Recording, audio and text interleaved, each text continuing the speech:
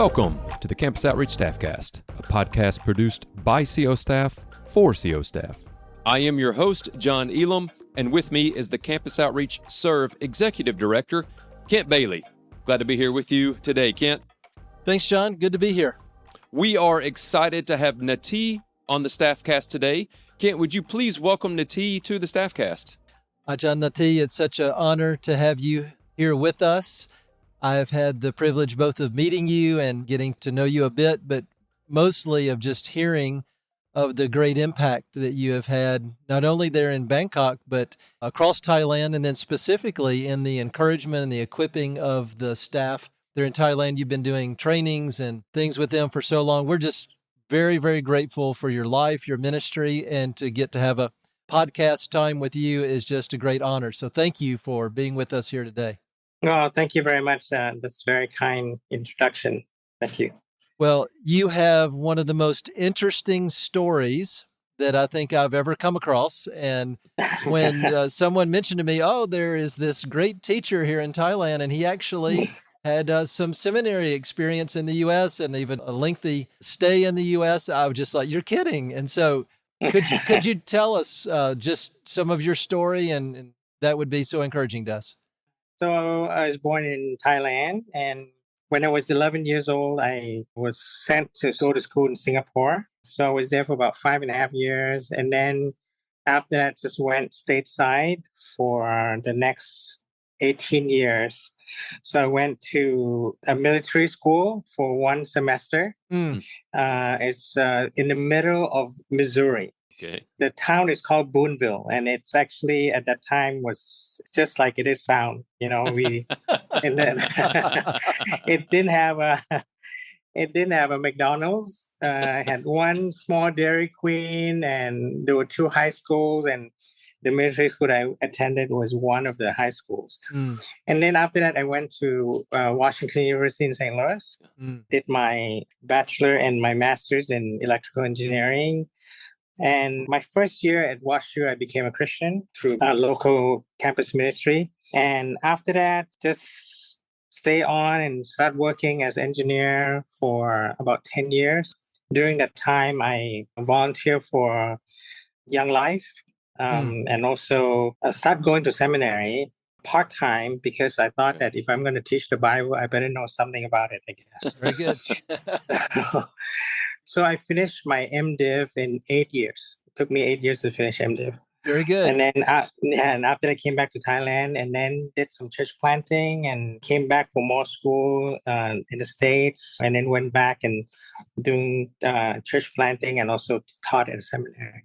Well, Ajahn Natee, you have had such a interesting story, but we'd love to know more about what you're doing now. And I know you're involved in so many different things in addition to pastoring. So could you give us just a bit of the breadth and the scope of all the things you're doing now? So let me first say that, I live in Bangkok, which is the most visited city in the world. Oh, wow.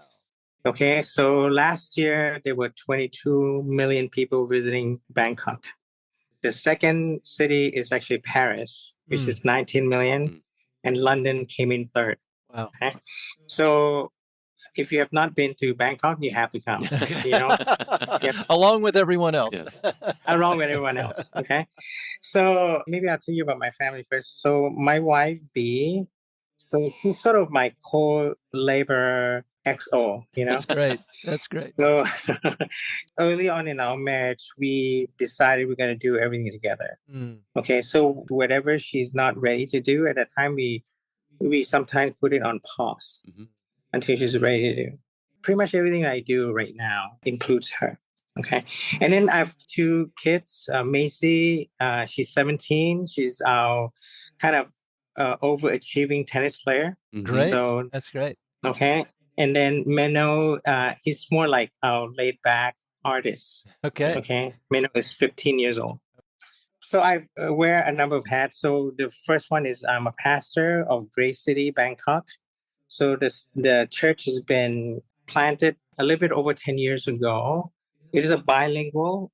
So it's not international, but it's bilingual. In other words, most of the people that comes are bilinguists. So there are Thais who can understand English. And then there are non-Thais, half of the non-Thais that attend our church can understand Thai. So we are on the 29th floor of an office building. So we have the best view Yes. in church in Thailand. I can guarantee you that. No doubt. Okay? No doubt.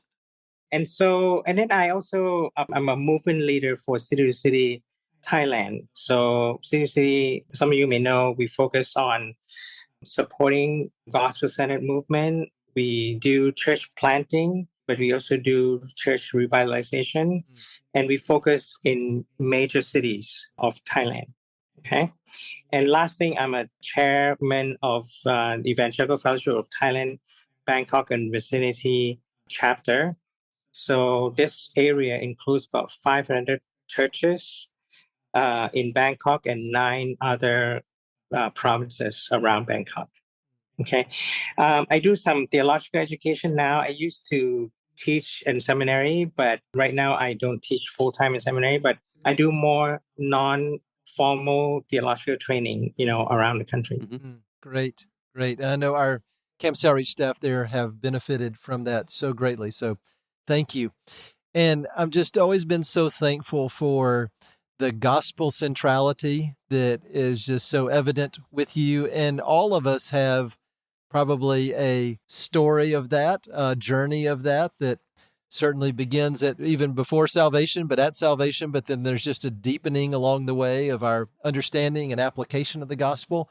What has that been like for you? Well, I mean, when I first became a Christian, I went to a Reformed church, the Presbyterian church. And so Reformed theology, or what I want to relabel it as gospel-centered theology, has always been a part of what I study and what I teach, right? But I think in the last 10 years or so, I start to understand that I think it's possible for you to adhere to gospel-centered theology, but not be impacted by it. And part of that I can see, you notice that people who says they believe in truth and we Reform and gospel-centered people say we believe in them. But sometimes we don't, like I'm not very graceful with people who see things differently than me, And part of it, 10 years ago, I think for me, if somebody will be different theologically with me at any level, it would be in war, right? It would be you're just wrong, you're just wrong. But I think going through a journey of believing in gospel-centered theology and trying to live it out, the gospel of grace, I think it's a journey that it takes a long time. And people say the gospel is needed for people who do not yet know Jesus, right? The gospel is what God has done for us in Jesus Christ that we can never do for ourselves. And of course, non-Christians need to hear that. But I want to say in the last 10 years, I think especially those of us who've been Christian a long time, we really need to hear the gospel often. Yes. Because we have a tendency to forget that God is the only one who can do things that we can never do for ourselves the longer we've been a Christian. And so for me, going through that, and I'll tell one story and then you can. So when I first wanted to come back, I was going to be a pastor for a church plant that Campus Outreach Bangkok was doing. Yes. And so when I came back, I talked to the leadership there and I said, look, I just got a seminary degree at a Presbyterian seminary, and therefore this church is going to have to be Presbyterian. But then the leadership guys in Campus Outreach says, but we have both Reformed Baptist and Presbyterian. We can't make this into a Presbyterian church. That will break the church. I said, well, that's too bad. So it turned out that I didn't become a pastor of that church because I was so rigid in my Presbyterianism. 20 years later, I regret and I have to go back and say sorry to all those leaders of the kinds of things that I did because I understand the gospel, but I didn't understand the gospel here. Yes. And so for me to walk through that and just to be able to see how the gospel can still impact you after you've been teaching in seminary for 20 years. I think it's a breath of fresh air for me. Yes. Well, thank you for just your willingness to share and your honesty and vulnerability, and that is so encouraging. It's just your story is another example of that gospel richness and gospel development there. And just reminded of how, Richard Lovelace always used to say that it's the continual rediscovery of the gospel. And that's what you're encouraging us toward. That's what we need to hear. So thank you so much. That's so helpful to us. Great. Well, you have obviously had so many experiences, and there's so many aspects of your story there that we'd love to delve into, but just wanted to take advantage of your perspective and your awareness. Could you give us just an overview of what you're seeing, particularly in Southeast Asia, in terms of both gospel progress and gospel need?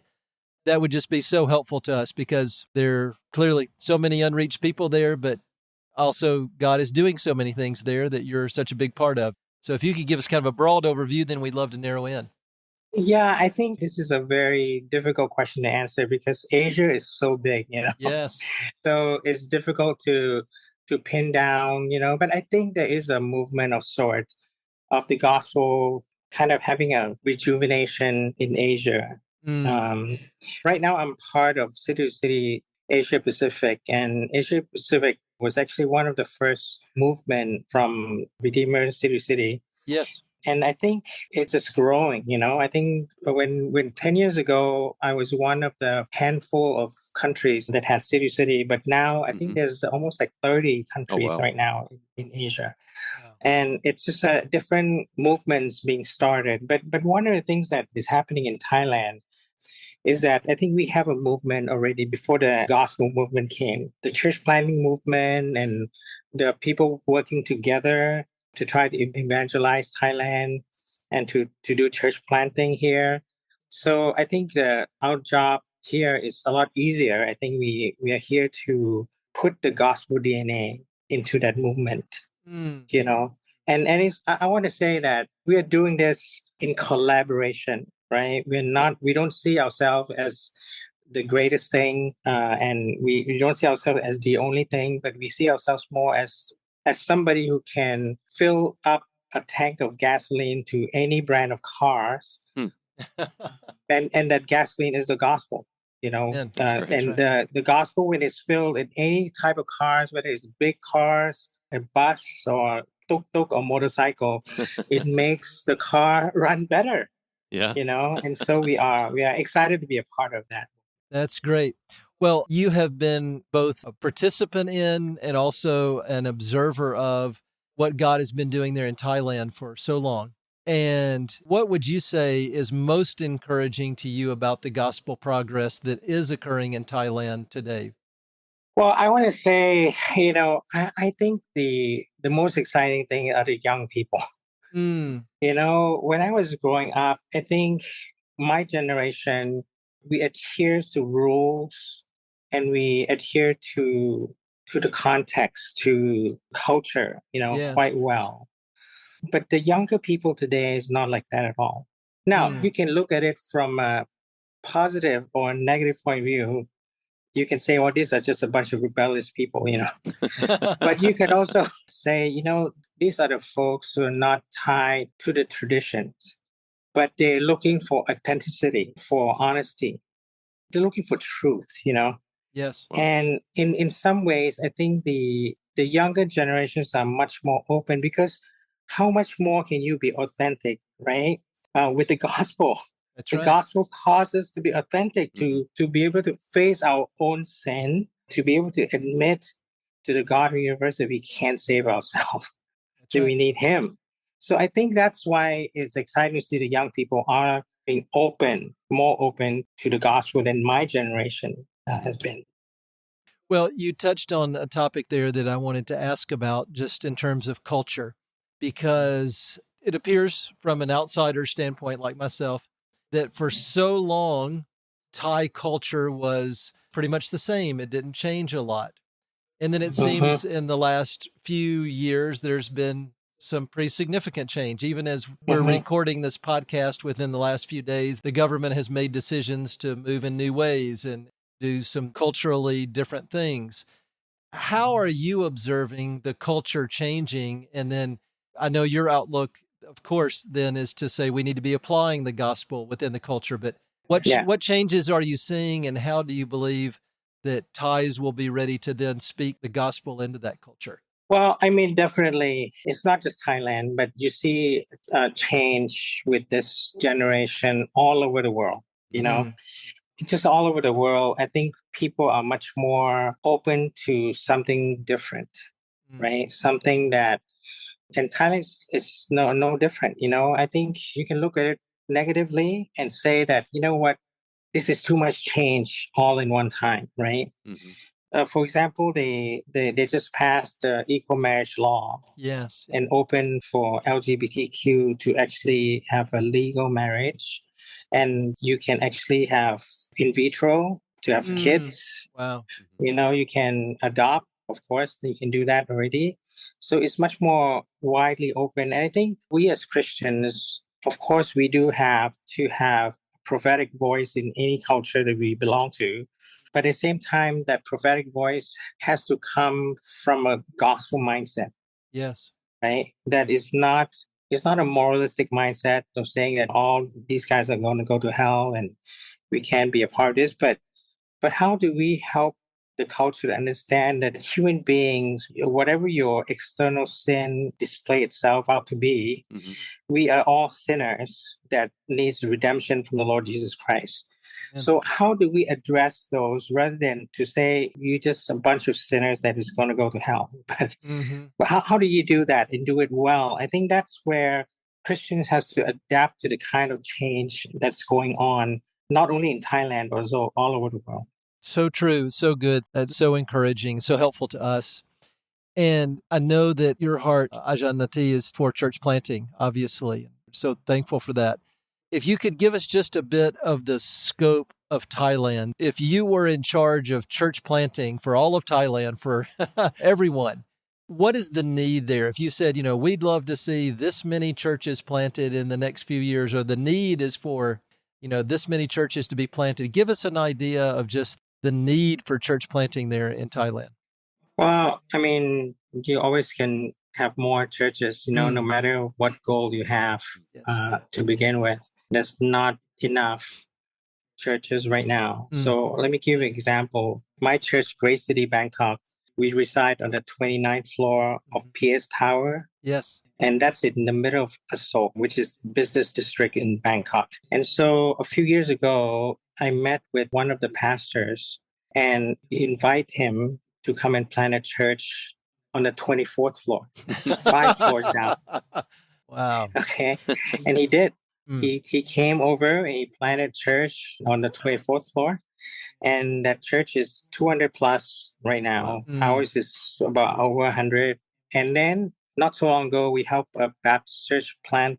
My church is Presbyterian, but we helped a Reformed Baptist planted a church that they grew from, I think, from 30 to 70 or 80 now. They just moved off to a different location now. And then now in that place, we have a Thai Korean church in the same location. They meet in the morning, and Grace City, we kind of lazy people, we meet in the afternoon. Yeah. So we can always have more church plants all over. And I think there is a movement in Thailand that want to see for every one church, planting one church in 5 years. Great. In other words, it's just doubling up in 5 years. I think that's possible. If you keep thinking like that, how to take, let's say if you have a church of 100 people like Grace City has, if we take 20 or 30 and you take the best guys and you send them out to a place, in a year or two, that thing is going to grow into a fully functioning church. Yes. So I don't think you need 5 years to have a fully functioning church, but you can actually do that. I think it's possible. The problem that we find is that people don't believe that. Yes. People don't believe that, and they don't want to send their A game players out. They just will send the C players out. And then, of course, it's difficult for teams to have a functioning church. So I think it's possible to do stuff like that. Yep. And Ajahn Natee, I would love for you to speak to that even more, because that dynamic that you're talking about is not just Thai. We see that everywhere, it seems like. Yeah. And Yeah. that reluctance to wait, we just have 100. Let's wait till we get to 200 or more. I loved J.D. Greer's book that he wrote a few years back, Winning Through Losing, that idea of that should be the attitude of the church, to be always moving that way. Speak to us about maybe why you feel like that's not the case, or maybe how we could develop that. Yeah, I think, I tell you, unless you've done it before, it just goes against the logic, right? Because the logic, you take 100, you divide them up, you're just going to have two places that is sub 100, right? That's what you think. But in reality, we've seen so often that when you take 100 and you divide it up, that 20 will grow into 40. Yes. And that 80 is going to go into 110. Yes. It just defines logic, but it's true. And I think you can understand, of course, the Holy Spirit is behind this, right? Yes. So when people are excited about it, they go out, they do, of course, they are going to invite their friends to come. And the people who used to play music, there's only so many musicians you can have on a stage, or right? That's right. But when you take two, divide it up, then you have more people that can serve, right? So people are more excited about that. And so it's just one of those things that you just have to do it one time, and you understand that's the dynamic of how it works, and it will work. That's great. That's great. Well, I've had the privilege of visiting there at Grace City and to be on the 29th floor. And you have something there that I wish every church everywhere could have. And that is such a panoramic view of your field, your mission field all around you. And so I'd assume that, in every service, there's a time of, let's just look out the windows and think about what God can do here. This has been just part one of our conversation with Ajahn Natee in Bangkok, Thailand. Stay tuned to catch part two in the next week. Make sure to subscribe to the show on your favorite podcasting service to get each new upcoming episode. The Campus Outreach Staffcast is a production of Campus Outreach Serve. The vision of Campus Outreach is to glorify God by building laborers on the campus for the lost world. To learn more, visit www.campusoutreach.org.